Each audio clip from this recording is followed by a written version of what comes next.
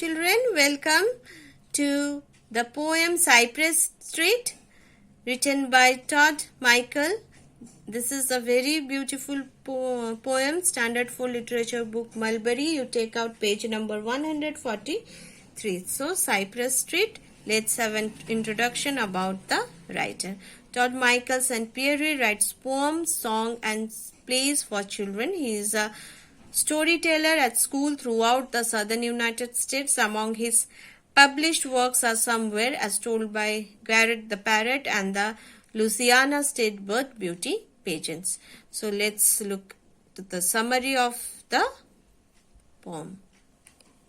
In this poem, the poet is talking about Cypress Street, which is named after cypress tree, an evergreen coniferous tree.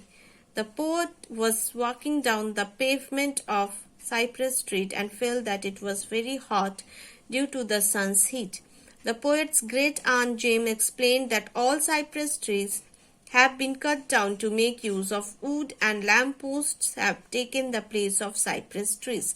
The poet feels that a treeless street has no beauty. Therefore, it is better to change its name from Cypress Street to Lamppost Streets. So, let's recite the poem. Cypress Street. Children, have you noticed any changes in the area in which you live? What are these changes? You can mark, you can find out. Let us read about the changes that the poet noticed on a street called Cypress Street. I took a stroll down Cypress Street, the hot sidewalk beneath my feet. The one thing that stood out the most where trees once stood were lampposts. I had never seen so much concrete. No cypress left on Cypress Street.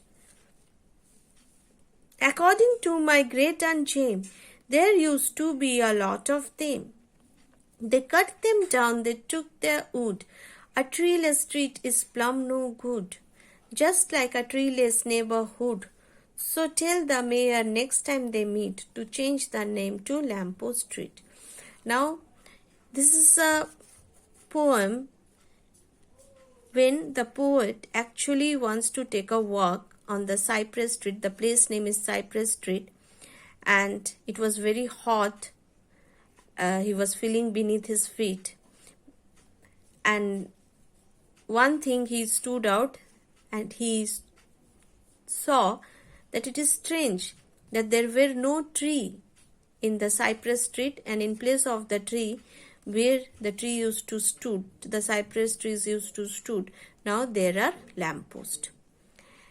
And he says he had never seen so much concrete, and there was no cypress left on the Cypress Street. There was no, the whole street was made of concrete, and there was no tree, no cypress tree in the Cypress Street. The name is Cypress Street, but there was no cypress found there.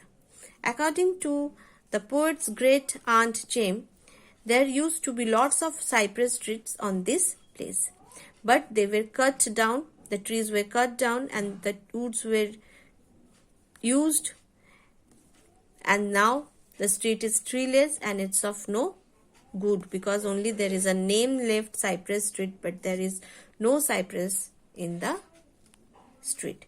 Just like a treeless neighborhood, he says it's like a treeless neighborhood. There is no trees in the, and there is no beauty left. Plumb no good means there is no beauty left, and there is a treeless street. And he says that in the next time he will meet the mayor, he will say that change the name to the Lamppost Street, because he can see the lamppost in place of the cypress trees. And he says that I will suggest the mayor next time to keep the street name Lamppost Street rather than Cypress Street. So this is all about the explanation. So children, these are the coniferous trees, cypress trees, and how people are cutting them, and lampposts are being placed here. So again, one more time I will read the explanation. The poet wanted to stroll down the Cypress Street, and he took a sidewalk, and he was surprised and sad to see the place that once surrounded with the lush green fields has been turned into a concrete jungle now. And the trees were chopped and the trees were make use of the wood, and this street is just like a treeless society where there are lampposts and concrete jungles, but there was no trees, no green anywhere. So children, what's your homework is to write the poem in your copy, and then you will write the word meanings in your school literature copy. See you in the next video. Till then, take care. Bye bye.